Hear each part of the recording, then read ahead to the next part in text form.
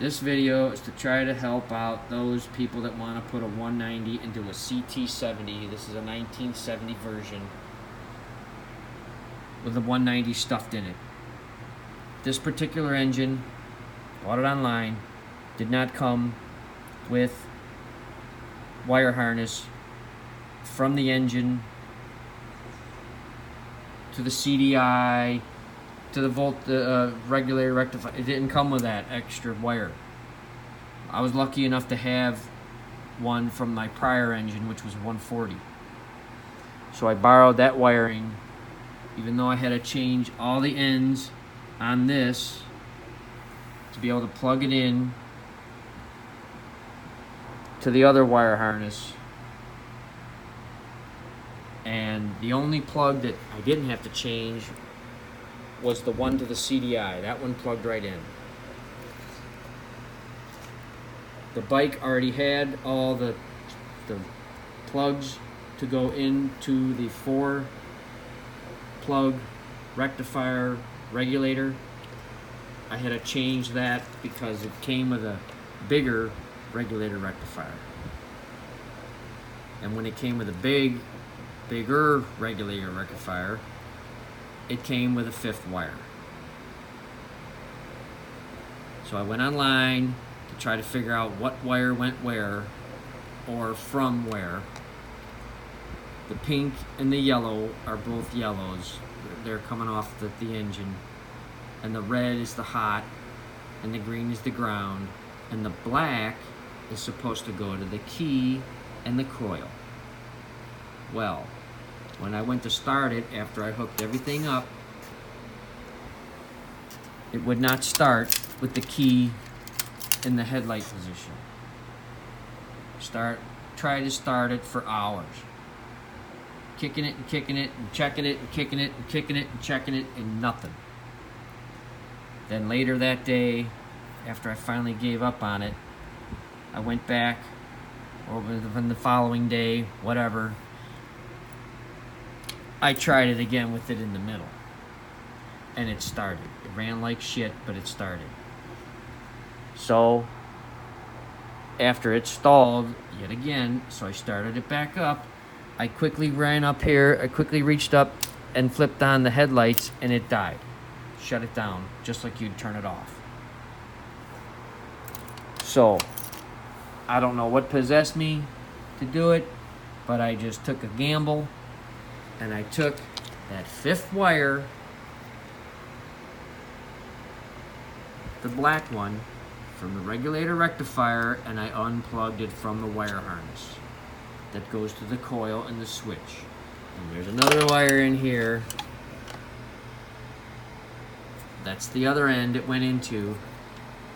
I unplugged them and taped them off, and I started it up, and it started right up. It ran great. So that is the thing. Watch out for that wire. If you're gonna put a solenoid on it, if you can find a better place to put it, you're in good shape. But the only place I could find a place to put it was underneath this brake bracket. It took me forever to mount it. It took me about 4 days to put this in and wire it and get it running. And then I had to figure out how I was going to stuff it all back in there. But this is the one. That 5th wire. It might be needed in another bike application, whatever, go-kart, whatever. But for this one, I didn't use it. So watch out for that one. Everything else is straightforward. The headlight runs off the engine, and everything else runs off the battery, which is charged by the engine through all this rat's nest. But it's not as bad as it sounds if you take your time and do little sections at a time. Don't try to just do everything at once. It has blinkers. The 1970, 69, 70, 71 did not have blinkers. I put them on there, keep the heat off. I got pulled over by some jackass cop that thought he was going to, you know, find a 12-year-old kid riding the bike to get a ticket or an impound that he could keep. But I had all my paperwork, but I didn't have blinkers. Oh, if you come through here again, I'll give you a ticket for no blinkers.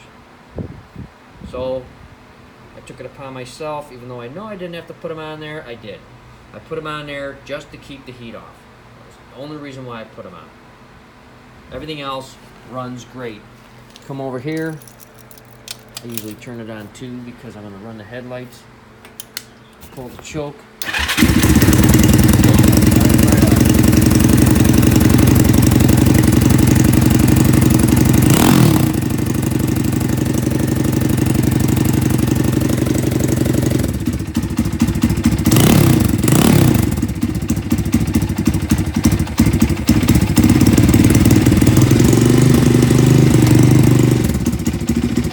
Yeah, the headlight will dim, but you know what? Tough toenails. The headlight dims when I come up to a light, but it's still lit. But other than that, it's that guy. Watch out for that guy. If you got any questions, comments, put it in the comment section. If I can answer it, I'll be more than willing. Oh, one more thing. I put the engine guard back on strictly for looks. It's the only reason why it's there. Bad part about it was I had to cut it in half to get it to fit. I cut it in half and then I welded a piece in between to make it fit around the head because it would not fit. It was too freaking tight. And then I had to take the foot pegs and I welded. I cut it in half and I had to weld. I put a 2 angle iron underneath it, welded that together. I cut it down so it didn't hang real low, and then I welded the foot pegs to that, and then I had to drill holes through it to get it to bolt up to the bottom of the engine.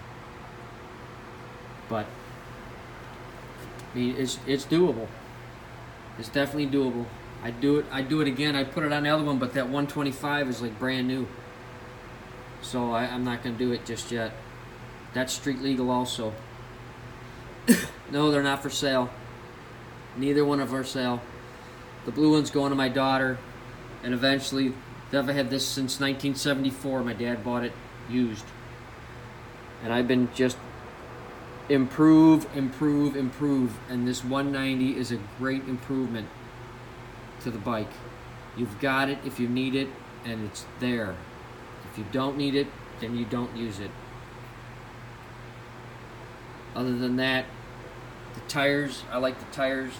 I tried putting street tires on it, but these are like an inch higher. They just fit they make the bike look tough. I love it. Highway pegs. There you go. But that's it. It's the black wire. Watch out for that black wire. Thank you very much for watching. Have a good day.